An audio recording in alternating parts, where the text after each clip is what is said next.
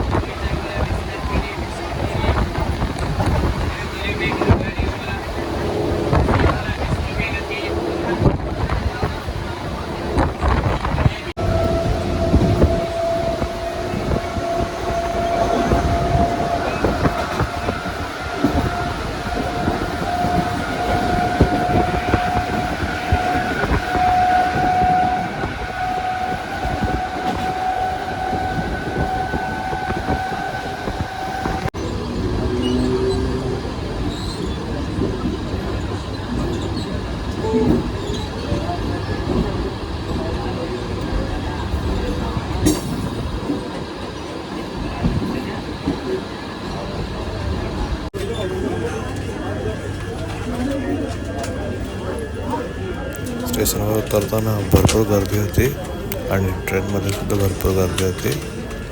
So ट्रेनमधून थोडा उशीरच झाला उतरायला आणि जाताना परत पुढे भरपूर गर्दी होती.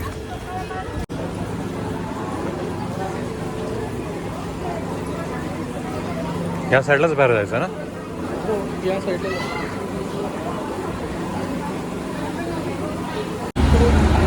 जाताना रस्ता शोधतच गेलो गुगल मॅपवरती. असा रस्ता माहीत होता, स्टिल रोड ब्लॉक्स, ट्रॅफिक वगैरे असल्यामुळे आम्हाला दुसऱ्या रोडने जावं लागलं.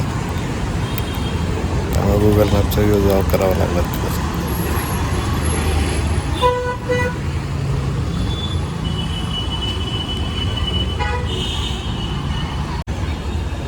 ट्रॅफिक तर जाताना भरपूर होताच, पण असं वाटत होतं की पावसाळ्यात पण गरमी होत होती. असं वाटतच नव्हतं की पावसाळा आहे, उन्हाळ्यात चालू असल्यासारखं फील होत होतं. एवढी भयानक गरमी, ते पण सप्टेंबर महिन्यात.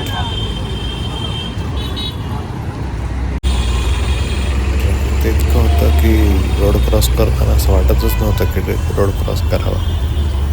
आणि त्यात थोडेफार झाडं आली की बरं वाटत होतं.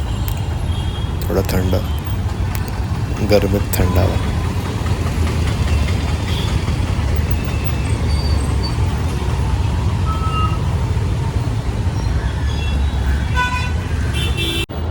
जाताना मेट्रो स्टेशन आणि नदी लागली, बरं वाटलं बघून जरा. चालत जाताना स्टिल जाताना तिथून ट्रॅफिक, लग्नाचं ट्रॅफिक. असं वाटतच नव्हतं की त्या ट्रॅफिकमधून चालायला.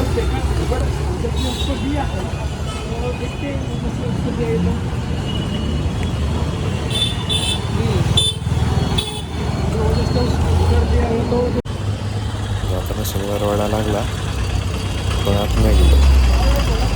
ते परत गणपतीची खरेदी करायला उशीर होईल. मग पुढे गेल्यावर मग परत डेकोरेशन वगैरेचं लागलं. दगडूशेठचं डेकोरेशन बघून भारी वाटलं. थोडं पुढे जाऊन मग आम्ही गणपतीची खरेदी करायला गेलो. गर्दी भरपूर होती. भरपूर म्हणजे इतकी की चालायला सुद्धा जागा नव्हती. तरी पण आम्ही गेलो, खरेदी केली. शेवटी फायनली खरेदी वगैरे करून आलं माघारी. सो भरपूर गर्दीत आम्ही मग पुणे स्टेशन वगैरे करत आलो. स्टेशनवर पोचायला पण एस्केलेटर वगैरे यूज केला. त्यात पण एस्केलेटरवर गर्दी भरपूर होती. असं वाटत होतं पायऱ्यांनी गेलं असतं तर चाललं असतं. तर परत पुढे गेल्यावर ट्रेन उशिरा आला.